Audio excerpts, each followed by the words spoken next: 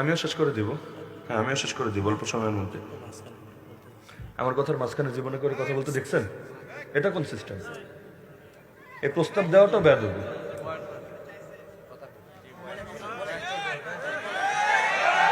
আপনারা উত্তেজিত হওয়ার দরকার নেই, তবে এটা আদবের খেলাফ। অতীতে এক ইমাম, সম্ভবত ইমাম মালিক রহমতুল্লাহ আলী, তার কাছে জামানার বাদশা চিঠি লিখে পাঠিয়েছে যে হজরত, আপনি আমার দরবারে আসেন, আমার বাচ্চাকে আপনার কাছে পড়াতে চাই, কারণ আপনার মতো যুগশ্রেষ্ঠ ইমামের কাছে যদি আমার বাচ্চা পড়ে, আশা করা যায় সেও জামানার শ্রেষ্ঠ একজন আলেম হয়ে গড়ে উঠবে। কথা খেয়াল করেন।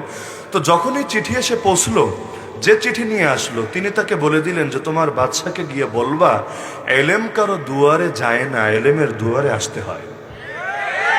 তো আমরা আর কিছু পারি বা না পারি, এলেমের মর্যাদা দেওয়ার চেষ্টা করি। ব্যক্তিগতভাবে আমরা কেউই কামেল না, কিন্তু আমাদের থেকে এমন কিছু প্রকাশ পাওয়া উচিত না যেটাতে দ্বীনের কোনো অবমূল্যায়ন হয়। তো এই কারণে কোনো কথার গুরুত্ব কম থাকলে আলোচনা শর্ট হবে, এতে সমস্যা নাই, কারণ মাহফিলে লম্বা শিডিউল থাকে, এটা স্বাভাবিক ব্যাপার, সময় বেঁধে দেওয়া হলে ওভাবে হবে। কিন্তু যদি এমন হয় যে একজনের মাঝে আরেকজনের পর আরেকজন, তাহলে এটা তো আর রেডিও না, বা এটা কোনো ক্যাসেটও না, ট্যাপ রেকর্ডার না, যে আমি একবার স্টার্ট দিলাম, আবার পজ করলাম, আবার স্টপ থেকে আবার স্টার্ট করে দিলাম। এটা মেশিন না, এটা মানুষ। পরিবেশ দেখে কথা আসে, আবার পরিবেশের ভিত্তিতে প্রভাবিত হয়ে থাকে। আর আমরা যারা শিক্ষকতা করি, আপনারাও যারা শিক্ষকতা করেন ভালো জানবেন যে আমাদের মেজাজটা একটু সেন্সিটিভ থাকে।